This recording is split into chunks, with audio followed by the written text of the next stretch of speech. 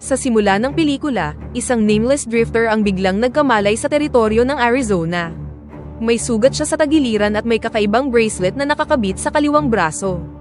Bukod dito, nakita niya rin ang larawan ng isang babae at kinuha ito. Ilang sandali pa, 3 lalaking sakay ng kabayo at isang aso ang lumapit sa kanya. Sinubukan nilang saktan siya ngunit nanlaban siya. Sa loob lang ng ilang segundo, napabagsak niya ang mga lalaki at kinuha ang mga damit mula sa isa, bago sumakay ng kabayo palayo sa lugar. Pumunta siya sa isang maliit na bayan, at pagkatapos ay pumasok sa isang bahay na tila walang laman. Gayunpaman, biglang lumapit ang isang lalaki na nagngangalang Mitchum, na may hawak na rifle at kinuha ang kanyang baril. Tinanong ni Mitchum ang lalaki kung ano ang kanyang pangalan, ngunit hindi niya ito maalala. Pagkatapos nito, pinahiga ni Mitchum ang lalaki sa may mesa at tinahi ang kanyang sugat. Habang nagsasalita si Mitchum, ipinakilala niya ang kanyang sarili bilang isang local preacher. Nang hindi inaasahan, isang bala ang pumasok mula sa bintana.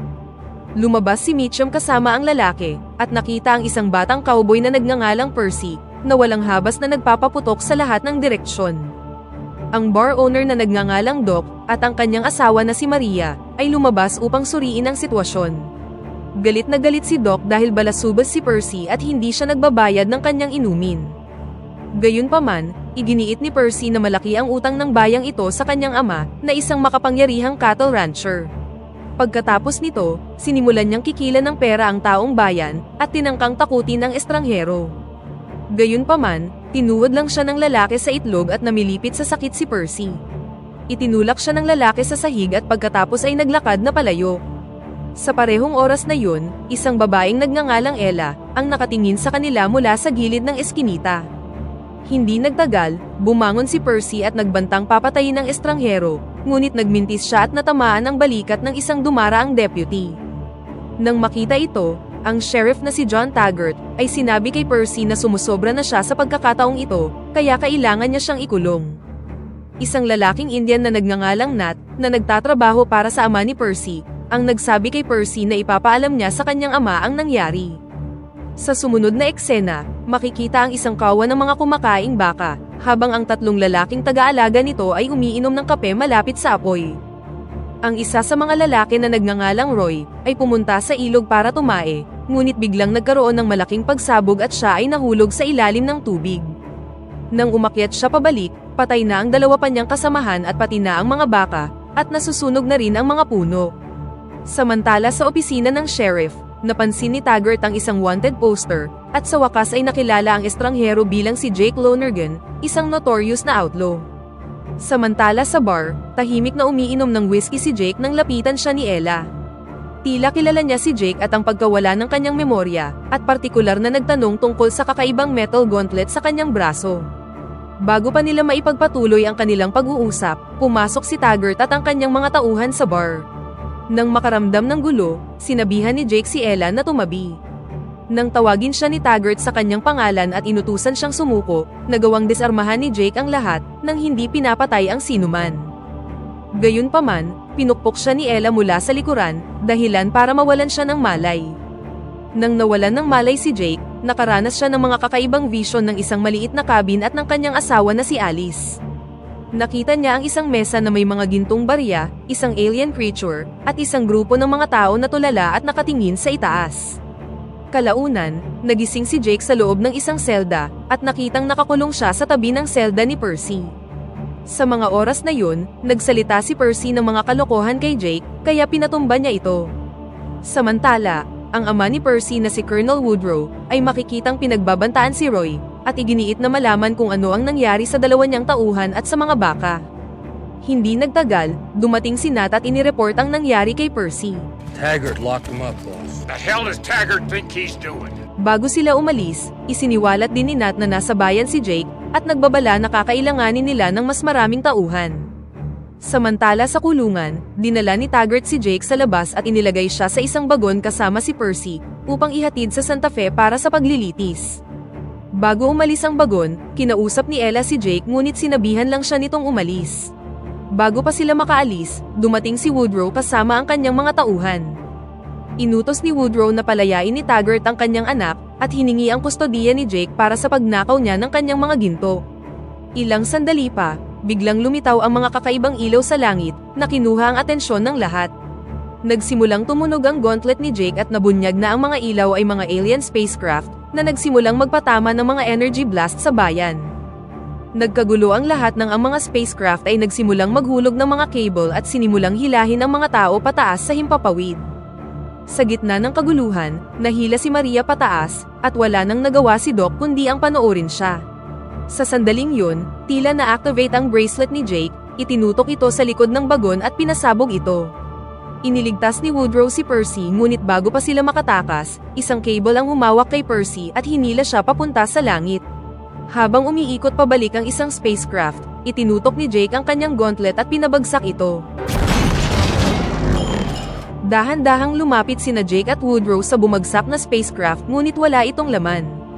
Hindi nagtagal, biglang sumigaw ang isang babae, kaya nagmamadali silang lumapit para mag-imbestiga, at nasulyapan ng isang kakaibang nilalang sa loob ng bahay. Nang humupa na ang kaguluhan, nais ni Woodrow na tulungan siya ni Jake sa pagligtas sa kanyang anak, ngunit tumanggi si Jake at umalis na sakay ng kanyang kabayo. Kinaumagahan, sinimulan na ni Jake ang kanyang paglalakbay ngunit sinundan siya ni Ella. Nahuli siya ni Jake, hinila siya pababa sa kanyang kabayo, at hiniling na malaman kung bakit niya siya sinusundan. Samantala sa bayan, inihahanda na ni Woodrow ang kanyang mga tauhan para hanapin ang spacecraft. Iginiit ni Doc na sasama siya para hanapin ang kanyang asawa, at sumama din sa kanila si Ella. Sa sumunod na eksena, makikita si Jake na dumating sa isang maliit na cabin na may malaking butas sa bubong. Nang pumasok siya sa loob, muling nanumbalik ang kanyang mga alaala, kung saan nakita niya ang kanyang sarili kasama ang kanyang asawa, habang ipinapakita sa kanya ang mga gintong barya. Sa kanyang vision, nagsimulang gumalaw ang mga barya, pagkatapos ay bumukas ang bubong at bumaba ang isang linya, at hinila ang kanyang asawa. Natandaan din ni Jake na nakakita siya ng mga tao na wala sa ulirat, at pati na rin ng isang nakakatakot na alien creature. Nang makabalik sa kasalukuyan, sumakay na si Jake sa kanyang kabayo at lumayo na sa cabin. Habang naglalakbay si Woodrow at ang kanyang grupo, naabutan sila ni Jake at sumama na sa kanila. Nang dumating ang gabi, nagsimulang bumuhos ang ulan, kaya sumilong sila sa loob ng isang tumaob na riverboat. Doon, binigyan ni Woodrow ang isang batang nagngangalang Emmett ng kutsilyo para sa proteksyon, habang si Mitchum naman ay tinuturuan si Doc kung paano gumamit ng rifle. Samantala, kausap ni Jake si Ella nang biglang umilaw ang bracelet, senyales na merong papalapit na alien. Habang nakaupo malapit sa apoy ang mga tauhan ni Woodrow, bigla silang inatake ng isang alien. Pumunta si Emmett upang mag-imbestiga, ngunit nagtago nang makita siya ng nilalang na tumitig sa kanyang mga mata. Binaril ni Mitchum ang alien ngunit tumalon ito sa kanya at pinindown siya sa lupa. Nang makita ito, ginamit ni Jake ang kanyang bracelet, ngunit tumalon ito at nakatakas. Si Mitchum, na malubhang nasugatan, ay hinimok si Jake na iligtas ang mga nabihag na taong bayan, bago sumuko sa kanyang mga sugat. Kinaumagahan, nakahanap si Nat ng mga alien tracks. Matapos mailibing si Mitchum, nagpatuloy na sila sa kanilang paglalakbay. Habang sinusundan ang mga tracks patungo sa isang canyon, tinambangan sila ng isang grupo ng mga outlaws. Ang isa sa mga lalaki na nagngangalang Hunt, ay nakilala si Jake bilang kanilang dating pinuno. Bagamat hindi lubos na naaalala ni Jake ang mga nakaraan, nagkunwari siyang alam niya ang nangyayari. Pagkatapos maglakbay pabalik sa kampo ng gang, isang lalaking nagngangalang Pat ang hinamon ng awtoridad ni Jake, sinabing siya na ang bagong pinuno ng grupo, at pinatumba siya. Bilang tugon, inatake siya ni Jake gamit ang gauntlet, na agad namang ikinamatay ng lalaki. Inutusan ni Jake ang gang na ibaba ang kanilang mga armas, at umalis kasama ang grupo ni Woodrow, ngunit patuloy silang hinabol ng mga outlaw.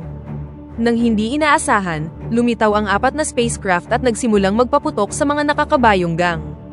Sinubukan ni Jake at ng iba na tumakas, ngunit ang isa sa mga spacecraft ay nagsimulang magpaputok sa kanila.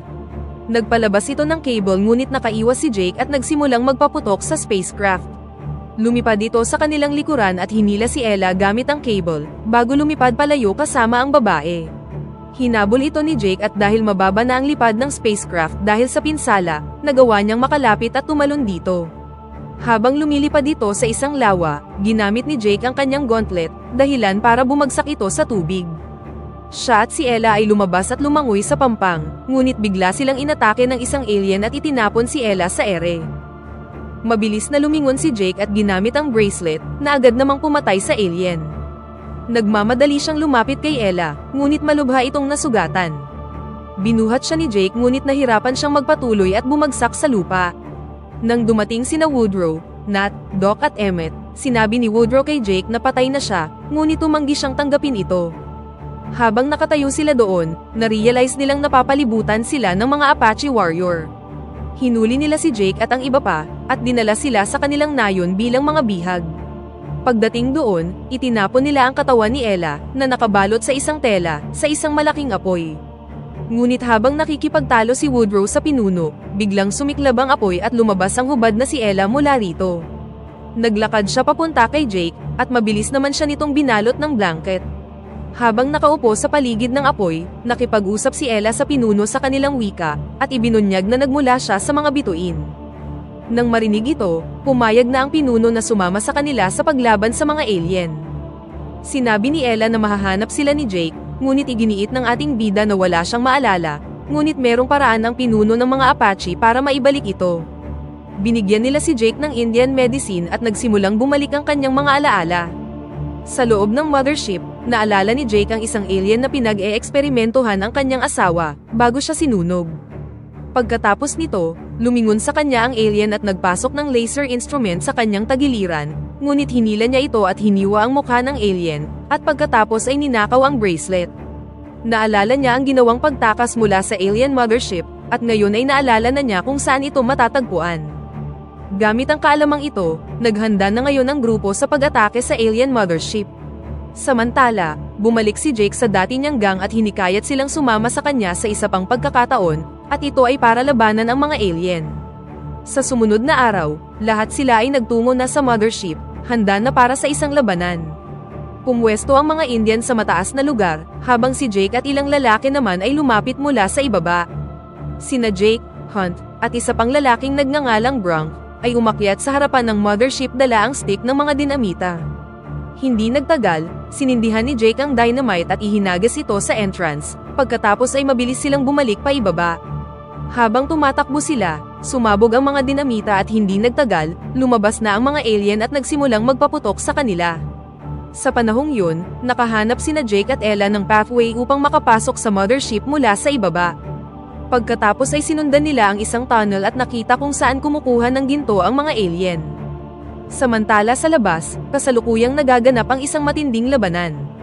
Ang isa sa mga alien ay nagawang mapatumba si Woodrow mula sa kanyang kabayo, ngunit bago pa siya nito mapatay, nilaso ni Nat ang alien upang hilahin ito palayo. Gayunpaman, hinila ng alien si Nat mula sa kabayo at pagkatapos ay kinagat siya nito sa leeg. Sinimulan ni Woodrow ang pagbaril sa alien, ngunit ang pagpapaputok ni Doc ang shot na pumatay dito. Bago siya mamatay, sinabi ni Nat kay Woodrow na matagal na niyang pinangarap na makasama siya sa labanan.